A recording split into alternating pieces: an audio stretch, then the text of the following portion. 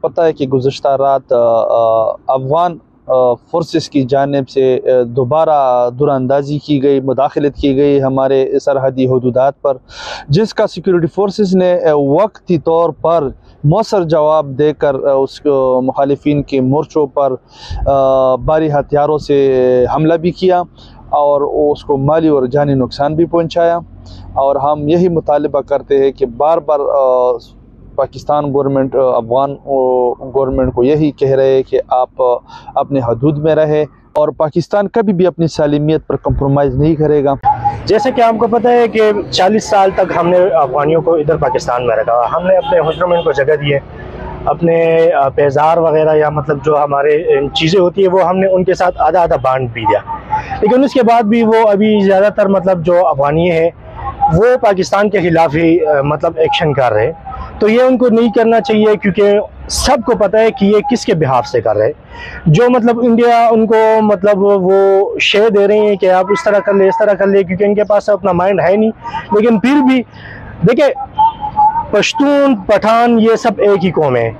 اب ادھر بھی پاکستان مطلب ادھر بھی ایک مسلمان ہے، اس سائڈ پہ بھی مسلمان ہے، ان کو نہیں کرنا چاہیے کہ مطلب اس سائڈ پہ جو پاکستانی ہے وہ ان کو مارے، ان پاکستانیوں کو بھی نہیں چاہیے کہ افغانیوں کو مارے۔ تو مجھے تو نہیں خیال کہ مطلب ایک مسلمان بھائی دوسرے مسلمان کو قتل کر کے وہ اپنے آپ کو غازی کہلوائے۔ سر بات یہ کہ دونوں اسلامی ممالک ہے اور رمضان بھی چل رہا ہے، اس کو نہیں چاہیے کہ ایک دوسرے کے ساتھ لڑائی کرے۔ افغانستان کو نہیں چاہیے کہ پاکستان کے خلاف استعمال ہو جائے۔ پاکستان اور افغانستان آپس میں دونوں مسلمان ممالک ہیں، افغانستان کو یہ نہیں چاہیے کہ پاکستان کے ساتھ یہ لڑائی وغیرہ کرے۔ افغانستان کے لوگوں کا پاکستان نے بہت خیال رکھا ہے، اور افغانستان کو نہیں چاہیے کہ وہ پاکستان کے خلاف استعمال ہو۔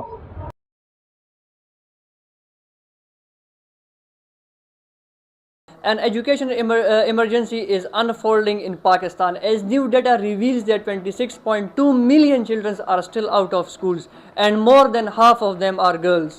According to the latest Statistics and Trends report 2023 to 2024, approximately 13.4 million girls remain deprived of education across the country. The figure highlights a depending crisis in access to schooling, particularly in rural and underdeveloped regions where gender disparities remain severe.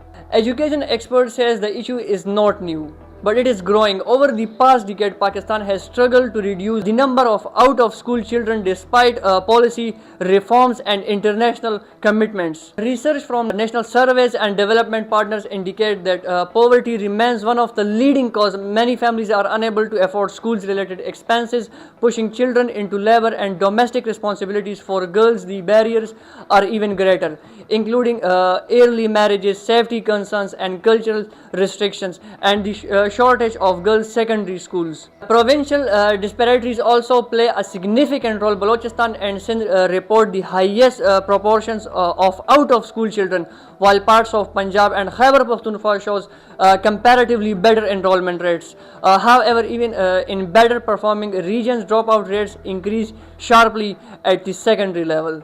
Experts warn that the long-term consequences are serious. A large out-of-school population affects economic productivity, increase inequality, and limits social mobility. Without urgent intervention, the country risks losing an entire generation to literacy and poverty. Education advocates are calling for increased funding, improved school infrastructure, target support for girls, and stronger community engagement. As the number continues to rise, the message from researchers is clear. Addressing this crisis is no longer optional. It is essential for the country's future stability and development.